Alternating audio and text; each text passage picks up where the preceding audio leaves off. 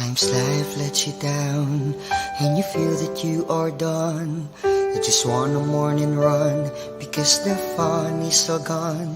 But sometimes life makes you proud when you look far and wide, when you leave the pain behind and see the brighter side. TNC gives you inspiration. TNC reignites your passion. TNC starts your transformation. TNC helps you see the new you. The new channel.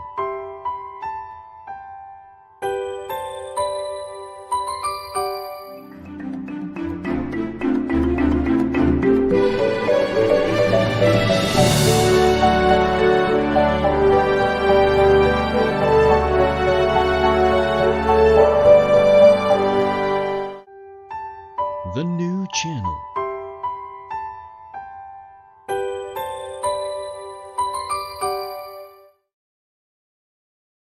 The views, opinions, and insights expressed in the following show are those of the hosts, producers, guests, and viewers. They do not necessarily reflect the position of the channel. Viewer discretion is advised. Hello and welcome to the new channel. We are here to help you see the new you. This is Sonny Jaldon live streaming from San Jose, California. Maayong gabi sa tanan. This is Haydee Lumayno, live streaming from Metro Cebu. Right, and you are watching the world premiere of Money&More. Money&More. Right.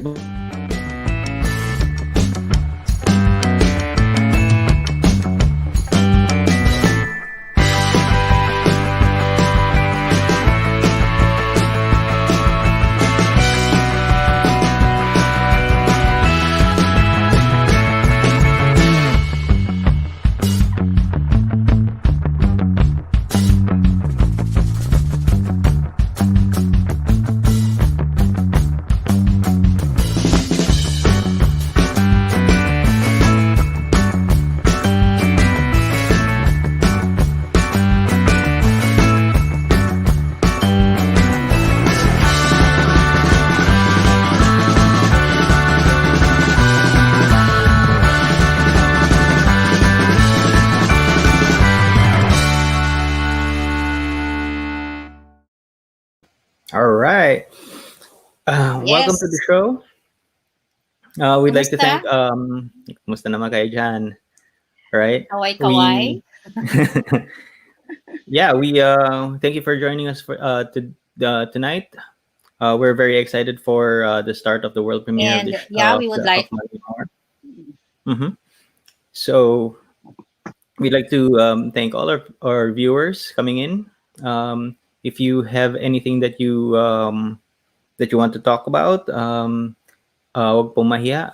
Put your comments. Put in your comments. If you have some things or some questions to ask, you can actually type in your questions in the comment section, and we will make sure to give you an answer before the end of the show. Yeah. Make sure to like if you like what you see. All right, and leave a response to the comments below. Right. We'd like to thank the new channel for giving us a platform to be able to talk about money matters and financial planning, right? And we'd also like to thank our other people as well. Agree. So what do we have for tonight, Sonny? So this is a show wherein we tackle the age-old question, what is money? Ano ba ang pera? No? And I think it's a very relevant question in this day and age. How do I make money? How do I make more money? All right. How do I grow my money? And how do I preserve it? No? Maybe these questions have crossed your mind sometime in your lifetime. All right. Or maybe not. No? Baka ngayon nyo lang pinag-isipan, no? Na ano ba talaga ang pera? Ano bang gagawin ko sa pera ko? Or paano ko yayabugin ng pera ko, no? Sa panahon ngayon. And that's okay. because right now we are living in unique times, and maybe the usual rules of money management no longer apply. May mga bagong Yeah. rules ba? Mhm. How can I how Actually, Mhm. yes, actually yun, marami ding questions about dyan, no? Kasi times have changed, especially with the pandemic going on. So Mhm. this is really unexpected, you know. A lot of business owners who has very good Mhm. yung plans about their businesses were cut off or were put on hold because of the pandemic or the crisis that we are having right now. And there are also a lot of employees who are also displaced, no, at this time. So, yun, it is very timely. The question is very timely. Paano ko ba i-manage yung pera ko? Meron pa bang natitira or what do I do with it? So, this is very fitting at this time. Di Right. ba, San? Tama, no? Right. Are there new rules? May mga bagong rules ba, no? And how can I maximize my income potential in this day and age sa dami ng mga pangyayari? Now, what we want to talk about, no, what we want to clarify is that this show is not about how to become rich, right? This is not about kung paano ka yayaman itong show na to, no? But this is about managing your income, your finances, no, at any income level. So you may be just starting out, no, in your career as a new employee or a fresh graduate, or maybe you're already in the middle stages of your career, no. Maybe you're already in the advanced stages of your career and you're contemplating about retirement, no? So it doesn't matter, right? It doesn't matter where you are, whatever income level or economic status where you are right now. This is about managing your finances at any income level. In We have a platform now to spread financial literacy, and this has been our advocacy in our lives, no? Sa amin ni Heidi for the past 20 years. We have always been passionate about educating the public about managing money, no. We've seen experiences of people who have so much money. We have also seen how money can destroy people. We've also seen how money Agree. can lift Yeah, up, no. very agree. Very important talaga kasi you know, this was not taught when we were still in school, no? So Mm-mm. we just do money management by ourselves. So kung ano yung natutunan natin from our parents, kung ano yung Mm-mm. natutunan natin from our friends, we copy them. But there is actually the basic rules on how to handle your finances, and that is what we're going to impart to you Mm-mm. uh, in this episode of Money and More. Right. We want to be able to reach out kasi to the ordinary people and talk to them in practical and real world language, no, of uplifting themselves and their standard of living through financial literacy. Many people think kasi ng financial planning, mga ganito ay hindi yan para sa akin, wala naman akong pera. Parang ganun, di ba? So, as we said, no, it doesn't matter kung anong income level mo. We have to have that we have to be able to at least man lang, no, have a blueprint of where we want to go, no, in terms of money as well. So for example, kami ni Heidi, we're very passionate about reaching out to the younger generation, no. Kasama po ba tayo din? Yes. Ah, oo naman. 10 years younger lang tayo nila. Di ba? Anyway, so yeah, I agree. Kasi itong mga millennials, no, they're very Mhm. resourceful. A lot of them have 2 to 3 jobs, and those are an opportunity na we didn't have when we were younger, no? So kung meron sanang ganon na opportunity, we could have been richer by now. But sila, they need our guidance, no? Our guidance on what to do and where to invest their money. Kasi Right. sayang yung pinaghirapan nila, mga sleepless nights, yung mga ilang Mhm. multiple jobs, no? And then it will turn out that later on during their mature days, wala silang na set aside for that. Right. So So to the very millennials simple and tips. right. So to the millennials and to the Generation Z, Z. congratulations. Right, congratulations for your first financial crisis. Pangatlo na namin to. Right. Yes. Actually, this is an opportunity, no? While some people can look at it differently, no, I think it's an opportunity for us to become better, to um, to change, no, what needs to be changed, and to change our outlook on how we handle our money. Now more than ever in the midst of this pandemic, we need to be able to take care of our health, but we also need to take care of our financial health. Okay, so I'm excited about this. Hope everybody's excited as well.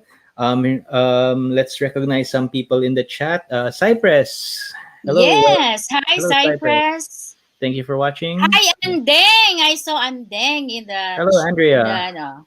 Yes. watching from And Isabela. also Isabella, yes. And I Wow. know that All right. I know that our family, our friends are also watching, especially the Phoenix Uh-huh. Financials. Hello, hello. Art is here. I saw Art. I saw Rachel from Dumaguete City. So thank you for your support in our worldwide premiere. Right. And hello also to Chris Benex. Okay. Thank you for tuning in. +1 ka rin for noticing yung background. Baby Yoda. Mga Okay, talaga. fan. All right. So, Okay, what's so in it for what's in for tonight, us? I Sonny? think we'd like to tackle kasi the great mystery about money. Okay, ano ba tong pera na to, no? Some people parang they have an overabundance of money, no? Some seem to have too little, and some can't seem to get ahead, no, sa pera na yan despite earning so much, no? Na feel niyo na nangyari na ba yun sa inyo yung the time na depleted yung bank accounts ninyo, yung bago magsweldo, yung zero yung bank account? Na-experience na yan? Yes. Ako mismo, na-experience ko na Ako rin, ano ba? na I thought na meron ng pumasok na sweldo, pero when you go to the ATM machine, nakikita mo less than 100 lang ang nandun, 'di ba? So, ang lungkot pag ganon. So, kaya Parang- naging motivation siya na somehow, someday, sana hindi na ako makakaranas ng ganon. And that brought us here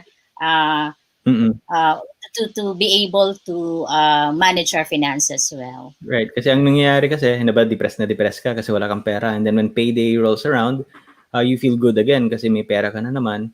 And then parang all of a sudden, right, mga isang linggo, 2 linggo, almost back to You zero. feel bad na naman. No, you feel bad Kasi about naubos mo yourself. ng ginastos. Yeah, and then you're asking yourself, how did it happen? You're not really sure what happened. And then you're back into a cycle wherein you wait for your next paycheck to feel good again. So, ang feel good natin, depende sa kung kailan dumadating ang pera. Di ba? And feel bad din kung nawawala ang pera. So, it's a cycle, no? And for many, the cycle has gone on for so many years. And where you are, you're no different from where you are financially. 5 years ago, 10 years ago, right? You're still the same. So you may be asking yourself, what happened? No? Ano ba nangyayari? Right? So basically, the program is for them, no? Kasi Yes. meron kang pera, meron kang sweldo, pero hindi iaabot sa next paycheck. So, ang bottom line lang doon is discipline. So you really have to have a financial discipline to be able to yung parang makakatawid hanggang sa next payday, no? So Right. we will be teaching you on how to do that. Right. So we want to be able to encourage people, no, to inspire people to get out of that cycle of ups and downs, no, in money. And maybe we can address that by looking at money in a different way, not just a necessity, not just as a necessity for daily needs, but actually a tool, no, to achieve real life goals. Right. While we're living from paycheck to paycheck, that cycle, maybe we can break out of that cycle by plotting for ourselves, no, a real life goal. Right.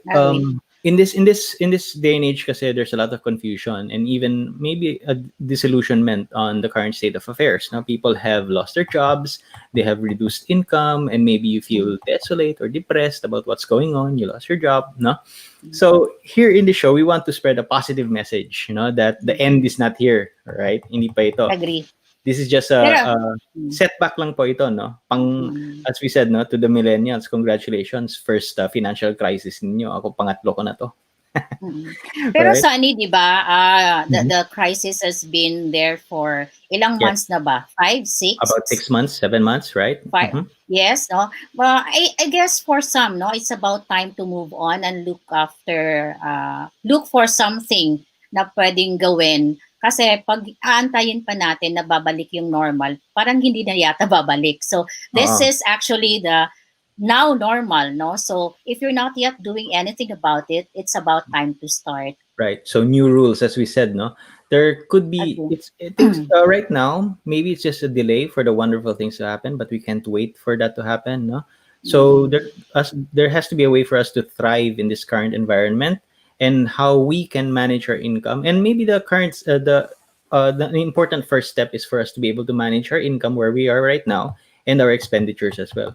Boring, but maybe it's what needs to be done. Okay. Yeah. Ang galing ng sinabi ni Ma'am Heidi kanina, no, millennials, if you're listening right now, you have opportunities that our generation never had. Yung generation kasi namin, tinuro sa amin na magtrabaho sa isang trabaho lang. Ano ba? Isang trabaho lang. I mean, be good in your job and then work for 25 years and then retire happy. But this new generation kasi, you have a great opportunity. You're multitaskers. You're natural risk takers. You can juggle multiple jobs and gigs. Iba kasi yung mentality namin, no? You work for 20, 35 years, retire at 65, no? Pero hindi namin kasalanan Yes. yun kasi I mean, that's yun ang mentality ng those who came before us, no? 99% of the people that I know had that mentality as well. So yung mga millennials, when you talk about it, you think differently and you will go through life probably with 6 to 10 jobs before you're reaching 30. Imagine that. Oh my God. Ang dami naman nun. Oo nga, 6 to ako 10 jobs. 6 to 10 jobs. Kasi ako, I only had one job. Well, I mean, one employer by the time I reached 30, dalawa.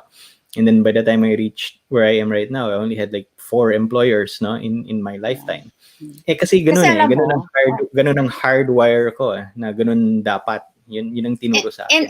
yes, and also because probably of the generation. Kasi yung generation natin, we are known to be, not to put any bad light to the millennials, no, but we're very loyal. We are the generation of very loyal. So may it be the company, the work, the company that you work with, to a person. So ganun talaga.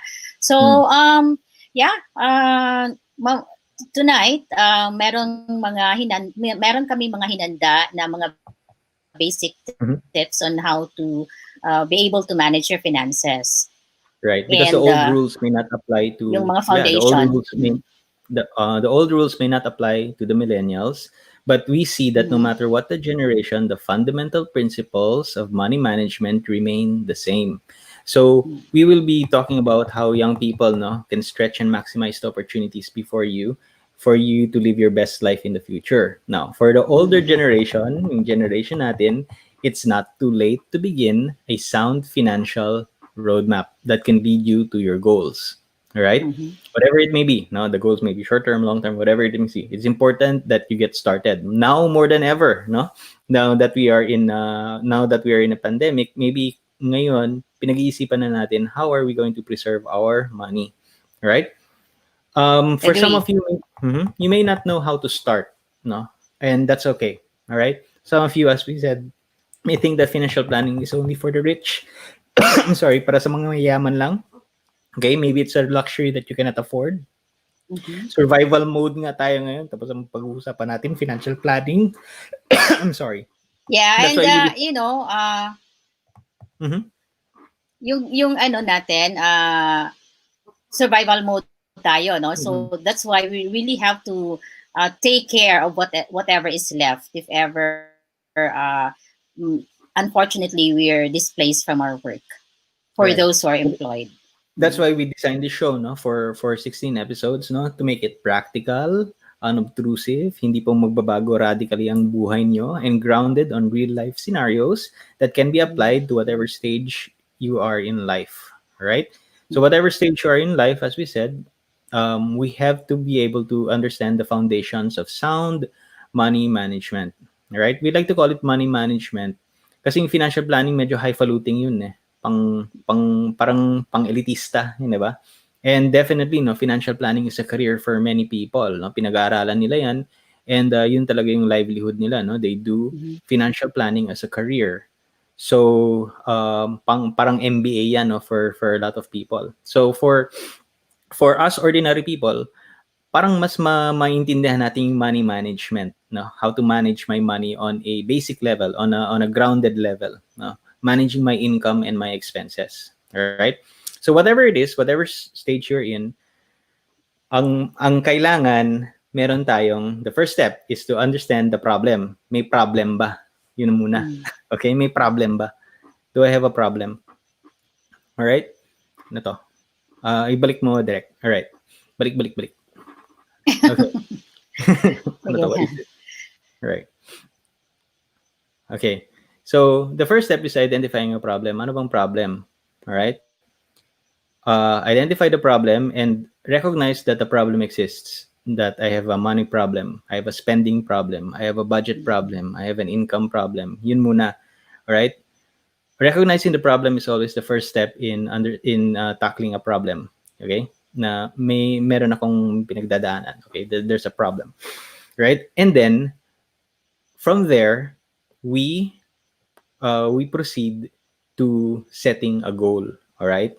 Right? And the first two important steps: identify the problem. May problem ako, and the important second step would be, okay, to set a goal for myself. Ano ba ang goal? Yes.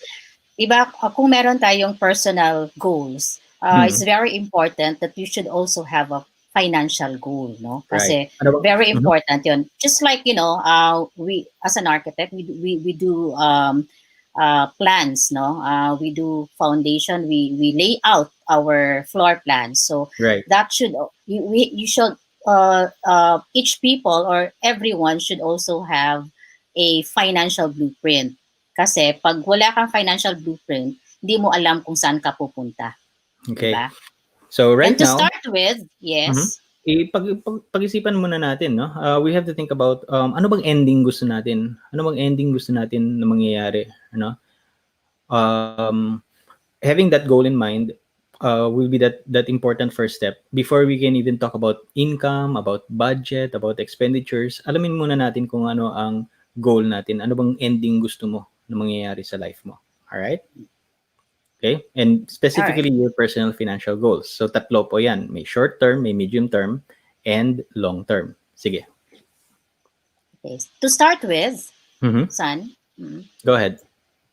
Yeah, to start with, you need to identify your short-term financial goal. No, these are the goals that you will be needing within the year. Ano ba mga plano mo within the year? Just very simple goals, just like taking a holiday in the next 3 months, buying a new TV, buying a new car, paying off a loan. No, so you need to identify that so that you will have that sense of achievement na pag nakuha mo na yon or na-achieve mo na yon, then you go on to the next step. Diba? Right. Yung short-term goals, hindi po ito yung yung pang-araw-araw. But it is something that is significant and relevant, no? That can give you a little bit of a sense of achievement and satisfaction, no? Kasi you'll be able to achieve it in less than a year. Okay? So, okay lang magkaroon ng short-term financial goals. Pero, kung puro short-term ang financial goals mo, then you're living paycheck to paycheck. Yun ang nangyayari. Kasi, yun lang eh. Yung viewpoint mo is anong mangyayari in the next 6 months, in the next 1 year.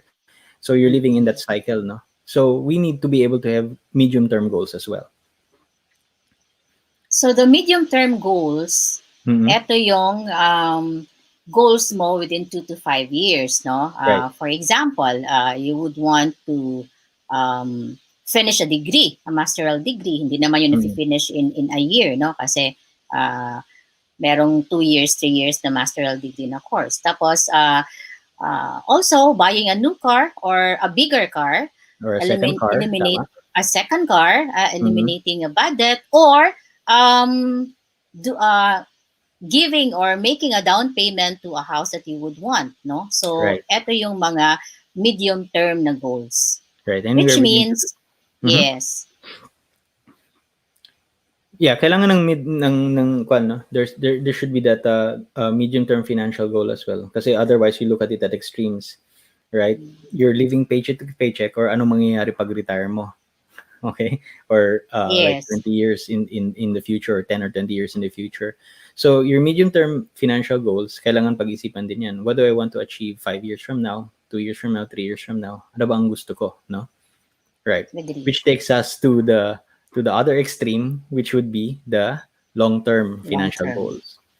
right? Itong long-term financial goals naman, right, will take several years to accomplish.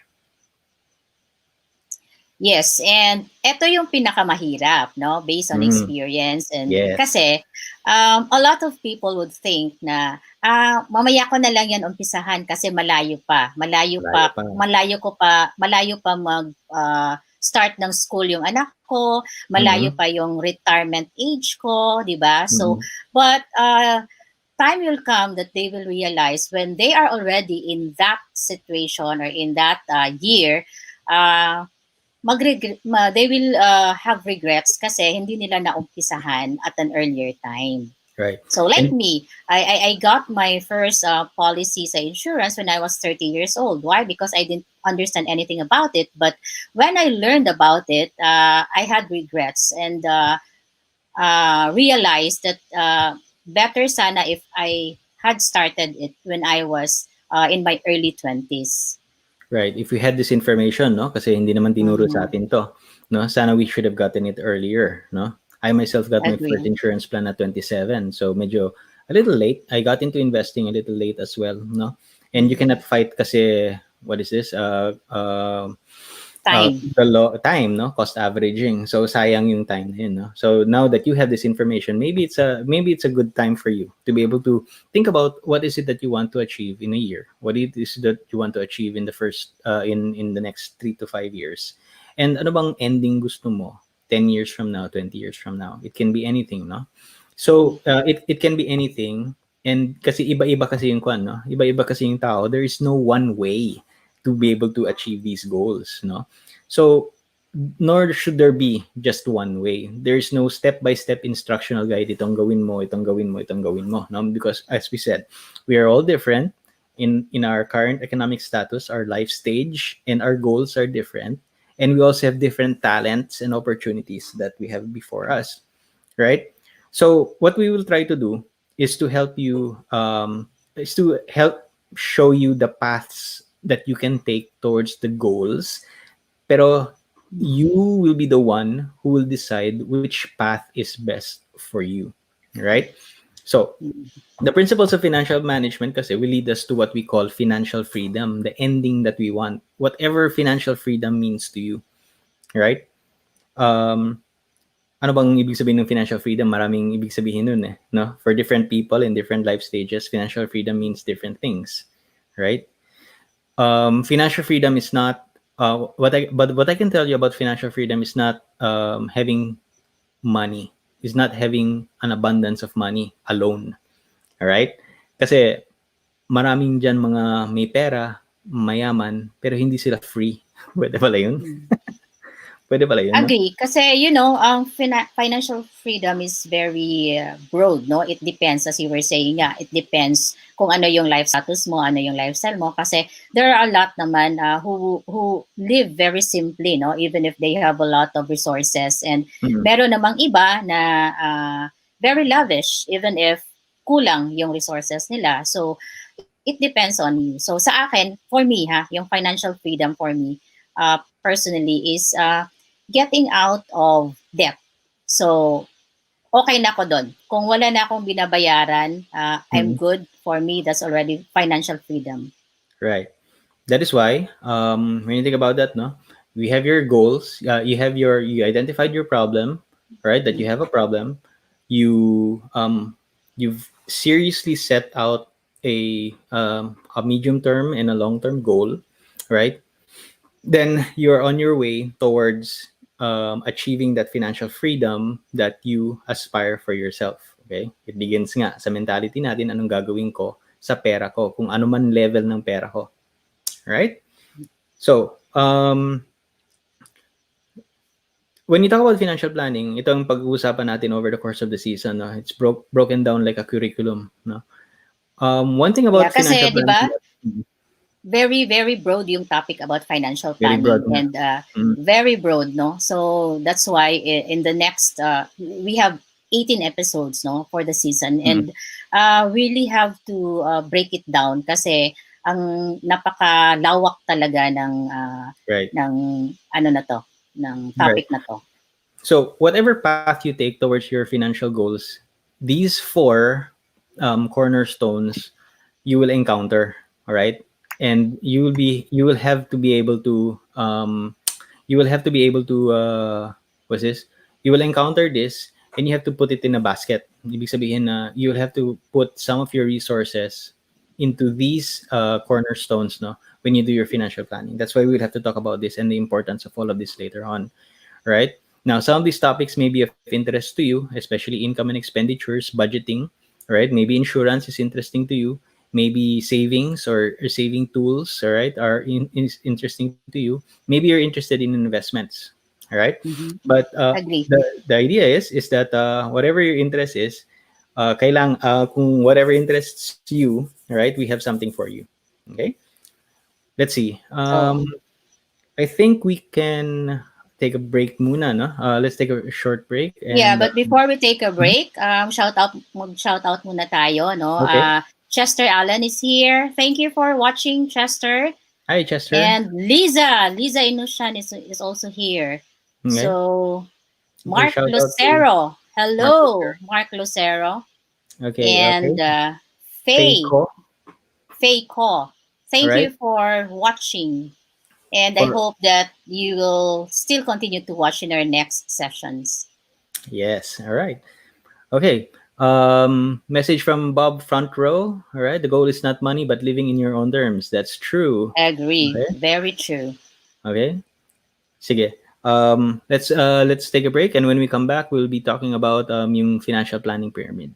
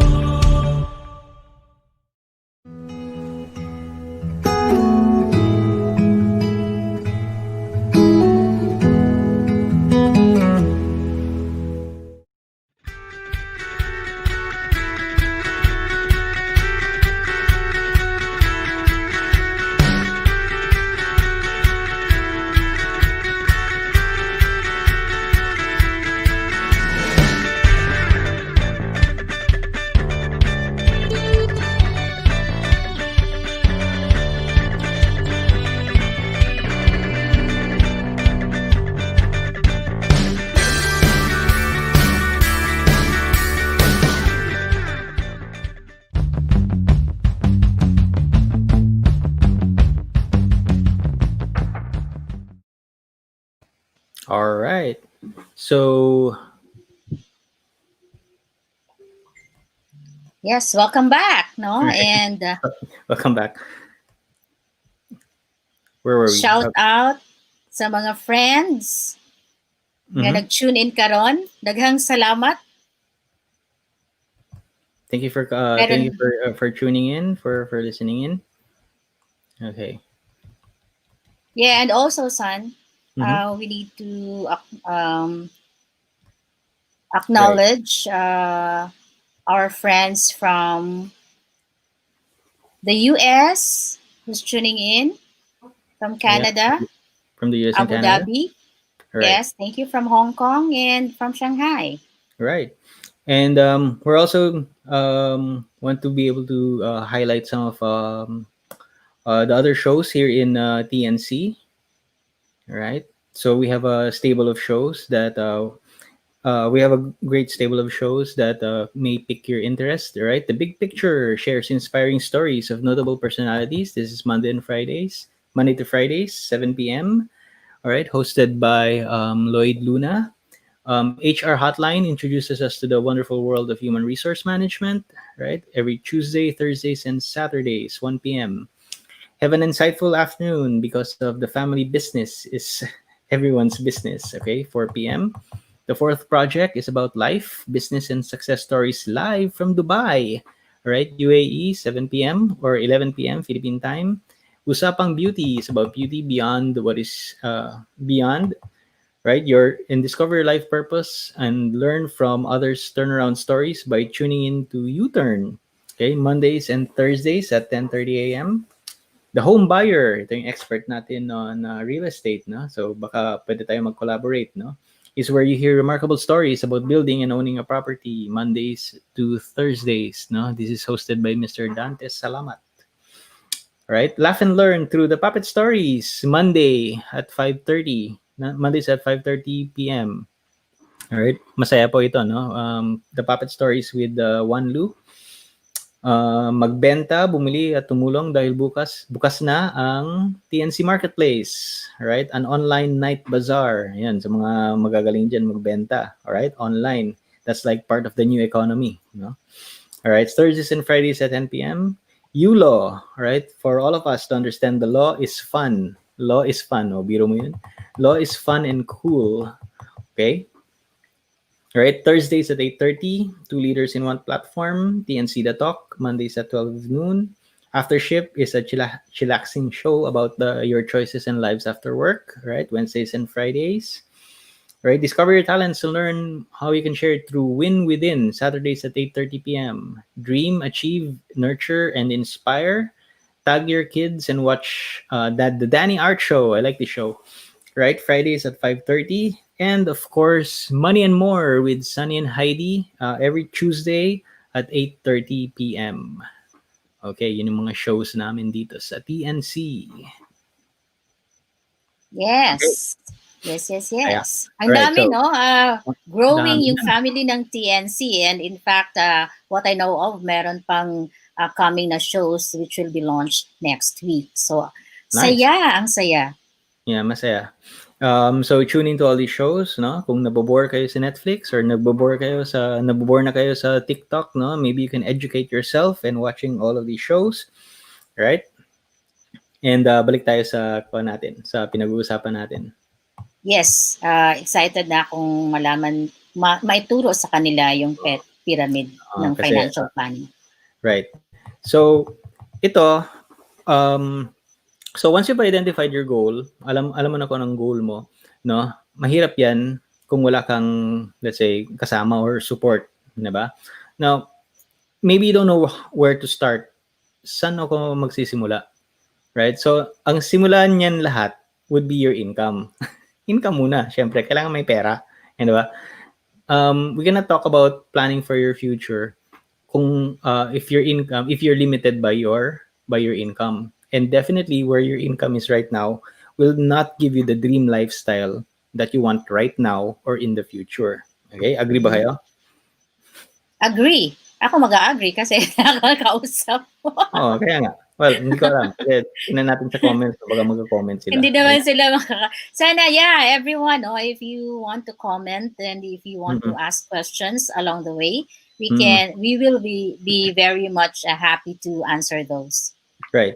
So, lahat tayo may aspiration of a dream lifestyle right now, currently, a current lifestyle or a future lifestyle. Na ang problema, syempre, dream siya. So, ibig sabihin, we don't have, wala pa tayo dun. Maybe because our income does not support it yet. Okay, yun ang sasabihin natin. So, if we are hampered, no, to achieve our dream lifestyle because of our limitations of our income, then there must be a way for us to increase our income. Tama ba? Naghahanap tayo ng paraan kung paano natin ma-achieve yon, di ba? So, that's why, as I was saying, yung ibang tao, they have multiple jobs just to be able to achieve their goals and dreams in life. O, di ba? Uso yan ngayon, yung gig economy, especially even here in the US, no? You wouldn't think that in this very developed country or in this developed country, no, that people would be living their dream lifestyle. Hindi po, no? Majority, and I mean the 99% of those who are working actually do not have just one job, no? May mga gigs yan sila, no, to supplement their Mhm. income because may mga pangarap din yan sila. If your current income does not support the dream, then you should or think about supplementing your income. Wala namang there's nothing wrong with looking for a second job or a sideline or a side gig or a side hustle, yun ang tawag dito, no? Yung hustle. Yes. Kasi may Hustle pangarap hard. ka eh. Oh, kaya nga, may Oo nga. pangarap ka, di ba? Eh, di gawin mo ang anong gusto mo. Yeah. Gawin mo ang kailangan, no, to increase that income, Yes. the income that will lead you towards the dream lifestyle. Because kung ang income natin right now is just for subsistence lang, yung day to day, or yung nga, the cycle of happiness and sadness because of your bank account depending on your payroll, edi that will happen to us for the next 20 years kung walang magbabago. Yung dream lifestyle natin, hindi mangyayari, no? And it all hinges sa income natin. So we need to be Yeah. able. Go ahead. Madali naman yang malaman, madali mo yang malaman if you're not yet getting to where you should want to be or achieving your goal, no? Kasi if you have been like that 5 years ago na wala pa rin nangyayari, walang improvement in achieving your dream, then it's about time to look for other sources, no? So kung yun, yung sinabi mo kanina, you have to find ways on how to augment your income. Kasi kung ganun lang palagi, pabalik-balik lang, you receive your paycheck, you spend your paycheck, check, and then nothing happened, no? Ganun pa rin, hindi ka nakapag-ipon kung ano yung gusto mong gawin. Hindi ka nakakapag-ipon kung ano yung gusto mong bilhin, no? So, you have to think about looking for other means to augment your earnings. Right. And wala nang lugar ang hiya sa panahon ngayon, 'di ba? Nahihiya ka magbenta, for example. Right? I've been looking at inspiring stories over the internet of personalities, no, na you wouldn't think would be selling online. Eh yun ang tawag ng panahon eh. Kailangan magkapera, right? So you have yung mga artista na nagsa-sideline. Yeah, mga, especially those yung mga affected talaga na industry, no? Ang dami talaga nila, no? The airline industry, the tourism industry, yung mga actors and actresses natin, yung mga singers, yung mga entertainment people. Entertainment business, kasi, yes, sila talaga yung affected dahil wala tayong, yun nga, locked at home. So, wala tayong magawa. So, okay. So once you've tried to augment your income, no, take a proactive step. Take a proactive steps to be able to augment your income. All right. Kung may talent ka, monetize your talent. Yung sinasabi natin, no. Kung magaling ka magluto, edi bentahan mo yung mga dishes mo, no. Kung magaling ka sa crafts, arts and crafts, then maybe there'd be a market for your talent, no. So we're not telling you to quit your job. No, if you're employed right now, then you're one of the lucky few. You're one of the lucky ones, no, na may trabaho pa rin sa panahon ngayon. Okay? Kung ang trabaho mo, ang sweldo mo sa trabaho mo limits you, no, sa gusto mong mangyari sa buhay mo, right? Then there is no shame, there is nothing wrong with you augmenting your income through a side hustle. Uso po yan, right? Even before pa. And you will see that many of the achievers, no, in life are those who have those different or diverse streams of income na sinasabi natin. Dapat yung income nanggagaling from different sources. Okay? So, multiple and different sources. Now, okay, so we have a little time left, pero itong pag-uusapan natin, no, medyo complex, but this is the course ito yung course natin, no. We want to achieve a dream lifestyle in current or future, but it has to be built upon a foundation that will support it later on, currently and later on. Okay, so that's why you will see sa bottom, no, are the foundation tools that you can that must be fulfilled, right, for you to be able to support yourself currently where you are right now. Okay? Yeah. You will see on the top kasi, yung stock trading, futures, forex, and all of this, medyo complex na yan, no? But we do not want people to get into all of these complex financial tools if you do not have a strong foundation, right? Foundation. Mm-hmm. Agree. Kasi yung iba san, Mm-hmm. very they go directly to investing in stocks, no, Mm-hmm. and trading. May ng ganun. They do different kind of investments without protecting first their income, no. So eto, in our own little way, we would like to inform you or educate you na very important yung foundation on financial planning is protecting your income, Right. because whatever you do in investing, mawawala lahat yan if those in the Hmm. green level or the foundation will already be happening. Right. Yeah. So ito muna ang if you're going to, if you're just starting out, no, in managing your money. First, we'll be talking about this in yung budgeting and expenditures later on. But you have to be able to set aside, no. You should be able to protect your income through all of this, no. Creating an emergency fund. That's one very important first step. Okay, studies experts now have advised that you must have an emergency fund of at least 3 months of your current monthly income.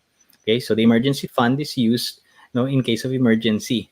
All right, That's very like minimal lang nga 3 months because 3 months. the rule of Tama. thumb is at least 6 months, di ba? Right. So this is Pero a kung cash fund. This is a cash fund that is used for an emergency, like a medical emergency, for example, or your car breaks down. No. So ang sale sa mall hindi po emergency yan. No? So hindi po ginagamit yung ouch. emergency fund for a sale kapag nagse-sale sa mall or may or add to cart, di ba? May temptation kayo dun sa mga online purchases ninyo. Right? So, ang emergency fund nandiyan yan, no? But you also, ito yung mga pag-uusapan natin, no? These are, and we will invite guests to talk about all of these topics later on, no? Sa mga seasons natin, no? So we have Yeah. life protection, okay? Insurance, very important. Okay, if you insure your car, you're more important than your car. So you need to insure your life, right? And Mhm. maybe in your lifetime, you've already encountered people who talked about life insurance, no? Yung mga insurance agents, no? Maybe it's a good time for you to go back to them, and I mean this seriously, no, to talk about insurance or life insurance, right? Kung wala pa kayo. Okay? We'll have a very long discussion about this kasi ito yung career Ito namin. pa lang, di ba? Ito Pyramid pa pa lang. lang. So, Ito pa ang lang dami ng, thesis na. yes. Parang kulang yung 1 hour, di ba? Kulang So, nga. the pyramid of financial planning pa lang. But anyway, in the next few episodes, no, as what Sonny has said, meron tayong invite na mga experts on the subject matter, and of course, if you are the type of person who already has the protection, who already has the emergency fund, who already has the medical fund, no, so then you can go on to the next level, which is Right. investing. So there we can also invite people from the mutual fund industry and from the bonds, those who does bonds, no, and the stocks and trading. So yun nga, ewan ko lang kung ma ma ma ma ano ba natin lahat ng topics in one season, kasi as I've said, very very broad, no. So As we said, no, financial planning pinag-aaralan yan ng marami, no. So it's parang MBA yan. So we're going to put in ideas that you can relate, no, in your level where you are right now. Right? The yes. emergency fund, for example, kailangan ko ba, let's say, if I'm making 15,000 a month, I need 45,000 in an emergency fund. Kailangan ko ba yan 45,000 kaagad? Okay? No, not necessarily. No? But you can set that aside on a monthly basis, no? Kahit 500 pesos a month lang yan, towards your emergency fund. Right? Just in case, no, something happens. Life insurance protection, there are very, many plans are, life insurance or insurance in general is cheaper right now than it was 20 years ago. All right. It's cheap right now in insurance, right? Because people live longer, etc., etc., all these things. But nevertheless, you can do not be afraid All right, do not be afraid to talk to your financial advisor, or talk to the financial advisor that you've been avoiding, not to, Mm-mm. to talk about how to protect yourself at last. Kasi very important first step yan sa foundation. Okay? Yes, kasi Which, yung life insurance kasi, you're just transferring the risk, no? Say for example, you have a mm, 500,000 in the bank, and then just chip off at least 10% of that to transfer the risk if and when you get diagnosed of critical illness, and you get a protection plan or insurance plan that would cost you 500,000, no? Say, right, so the total fund that you have right now, the fund in your bank, which is 500,000, and the fund in your insurance, which is also 500,000, nagiging 1 million na siya, di ba? However, if you get sick or you get critically ill, you don't have to get the money from the mm, bank to pay off the medical expense, because right, the fund that you have created will pay off kung ano yung magiging responsibilities for the medical management. right. Also, you have to prepare yourself with an HMO or health insurance. Medyo controversial siya ngayon, no? Yes. But even here in the US, no, health insurance is a major topic in tinatawag nila yung Obamacare. But it's one of the, let's say, it's something that we need to prepare for, no, because we will eventually get sick, and sometimes we may even get critically sick, no. So we have to have a critical illness fund. The critical illness fund is a cash fund, right, that will pay for, well, your HMO will pay for your hospitalization, your medicines, etc., etc., but your critical illness fund will pay for your cash needs, no, Mhm. for your cash needs Agree. in case of a critical illness like cancer and so on and so forth. So we need to prepare for that as well. For couples and families, parents, okay, naiintindihan po natin to, kailangan we need to save up for an educational fund. Tama ba? Yes, kailangan talaga san kasi alam mo, growing Hmm. up, experience ko talaga yung nagpo-promissory note ako every time na may exam. Kasi, Oh, we are five in the family, and right. yung father ko lang ang nagtatrabaho. So, kasali ako doon sa nagpipila to get a promissory note. Oh, Di ba? So, kami din, di and ba? of So, course, of course, no, as parents, we don't want that to happen to our children. So mm, that's why uh, we need to learn about how to do these yeah. things. So, ako din, no, in my experience, my background, my family didn't have so much, no, kaya public Mhm. school, oh, di ba, public school. Oh, public So school pero UP. kaya public school nung elementary. Scholar naman kasi Yes. ako kasi medyo bright, kunwari bright, Scholar ng bayan. scholar Mm-mm. ng magulang. Scholar ng magulang, di ba? Yeah. So, I don't know how they pulled it off, but they were able to send the five of us to school. So, nagpapasalamat ako sa parents ko to be able to, Mhm. for being able to have done that, no, to giving us that opportunity to be able to educate ourselves. Okay? Mm. Sila din, no? At that Yeah, time, no? They the were gift of also education is very important. yes. Our parents din at that time were also finding means on how to augment their income, no? Sa anong mga, maski ano na lang mga sideline just to Yeah. put us in good schools. Right. So shout out to all of the parents there for really hustling, no, to send Yes, their children to agree. school. Kaya kayo mga bata, magpasalamat kayo sa mga parents ninyo, no, for because they really sacrificed so much, no, for your education. We may not have seen it, no, during our time kasi bata pa tayo nun, but they've undergone a lot, no, just for Mhm. us to have our education. Yes, Now, again, no, for those who have questions, please feel free to type in your questions in the right. comment box so that we'd be able to address them. And also, hi to Shatri. Did I pronounce your name right? Shatri Mesgo.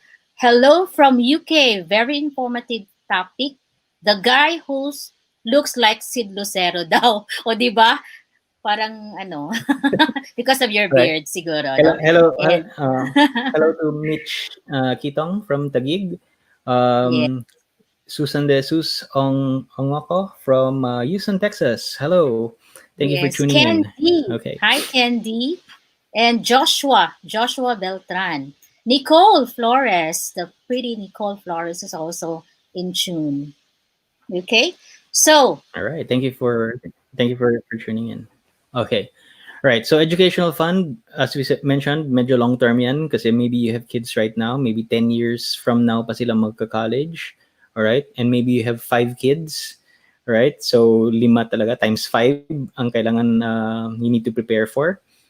But ultimately, ang ending natin lahat is that we need to retire. So we need to set something aside for our retirement fund.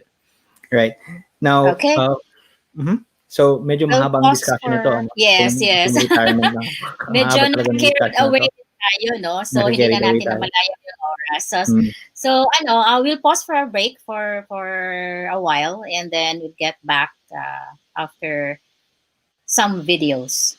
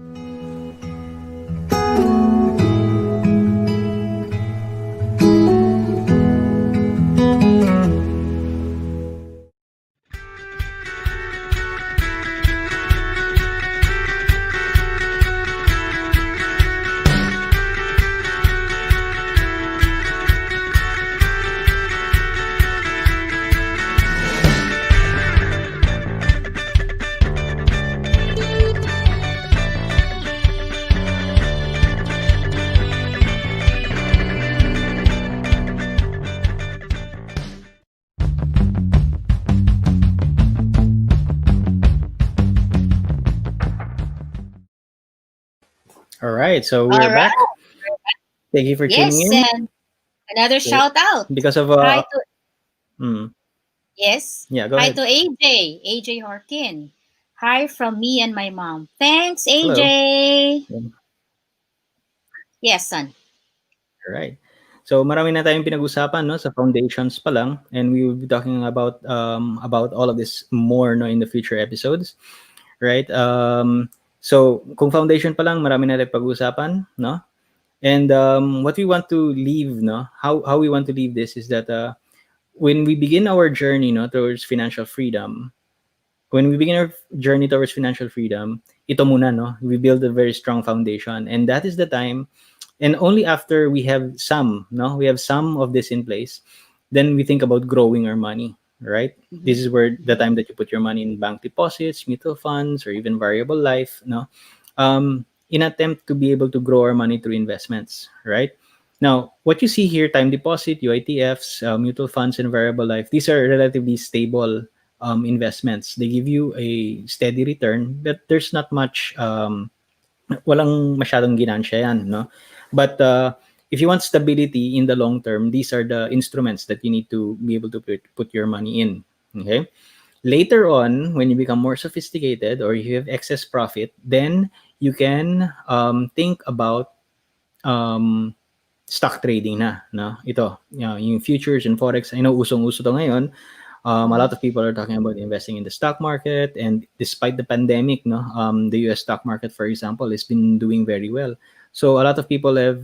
I've been seeing people posting about how to invest in Netflix, how to invest in Amazon, yung mga ganun, no? These big blue chip companies that are doing very well during the pandemic. That is fine. Okay lang yan. Okay lang yan if you're interested, no, to be able to if you want, if you're interested in getting into the stock market, into future tradings, forex, Bitcoin, yung mga ganyan. You want to get into all of this, that's fine. But make sure but before you go there, no? Otherwise, mababaliktad kasing pyramid, mababaliktad, and you might lose all of your money there. You have to have a strong foundation. Okay? Itong yung cash funds for your emergencies, etc., etc. Itong stock trading, futures, and forex is just for your excess profit. If you have excess profit, kung may excess ka na pera, alright? Okay. So, So, yan parang pag-uusapan kulang natin. talaga ang oras, no, San? So, Kulang meron lang talaga ako yung itatanong oras. sa'yo, Heidi. Yes, Yeah. ano yon? Let's go to our segment na tawag natin na uh, she said, she She, says, he says. Tada, tingnan natin. She parang says, tongue he twister. says. Right? Kasi marami She tayong says, pag-uusapan. he Pero, says, ito no, yes. she says, he says. He says, She okay. says, So, tanong he ko sa'yo, says. Hayden, Okay. itatanong, Yes. he says, okay. Tatanungin din natin to, no? We can throw this to the chat, okay? If you have an answer to this, ilagay niyo lang yung comments ninyo. If you have, if you have, after everything, may naiwan kang 10,000 pesos, right? May naiwan 10,000 pesos in extra money. Anong Mm-hmm. gagawin mo dun? What will you do with your excess 10,000 pesos? 10,000 pesos. Well, Mm-hmm. at this time, Mm-hmm. honestly, I would go Uh-uh. on a staycation. I'll treat Staycation? myself. Yes. 10,000? Bakit? Pera ko naman yun ah. Staycation? Oh, why not? Bakit? Ikaw, ano bang gagawin mo doon? 10,000 na staycation, ilang pork belly yan?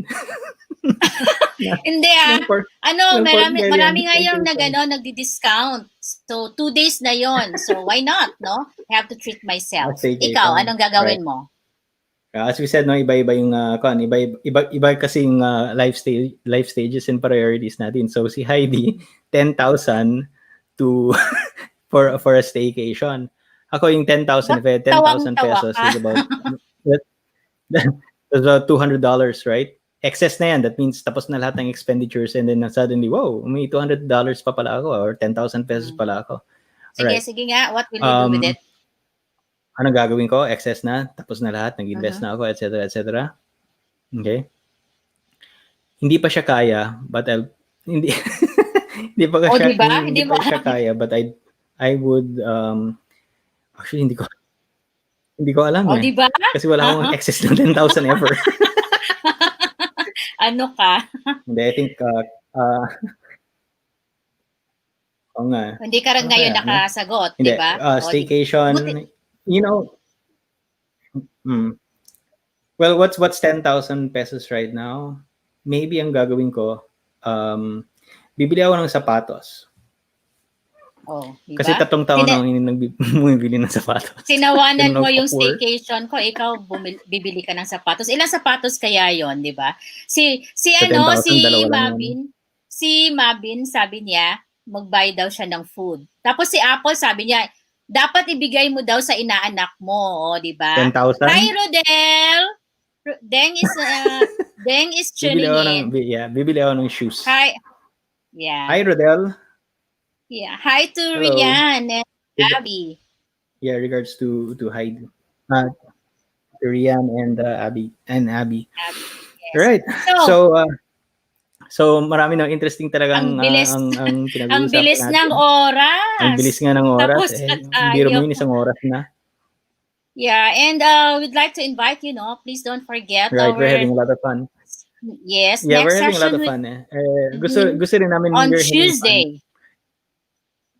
Right. Gusto rin namin na Oh, may pahabol. Sabi ni Michael, Michael, magic cards, of course. Nakalimutan niya yun, Mike. No, magic cards. Nga pala, no, may hobby pala ako. Oh, di ba? See? So, diba? Sana, let's invite them to our next episodes. Right.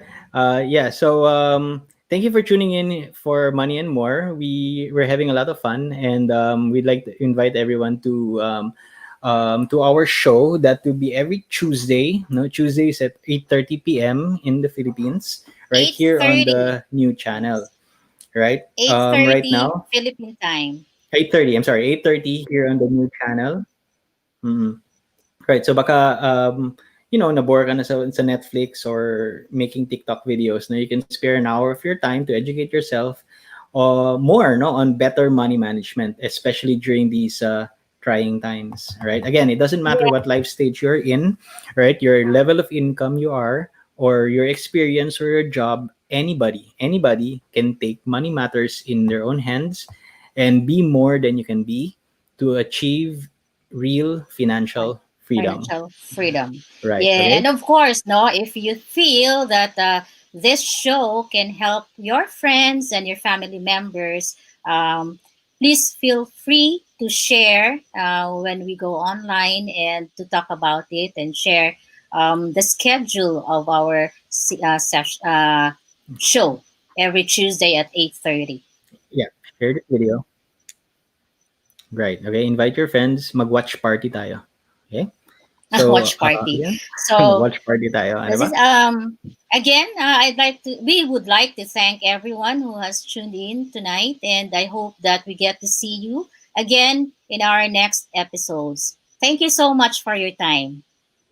All right. Maraming salamat. Okay. Regards from the US. Thank you so much and good night. Good night, everyone.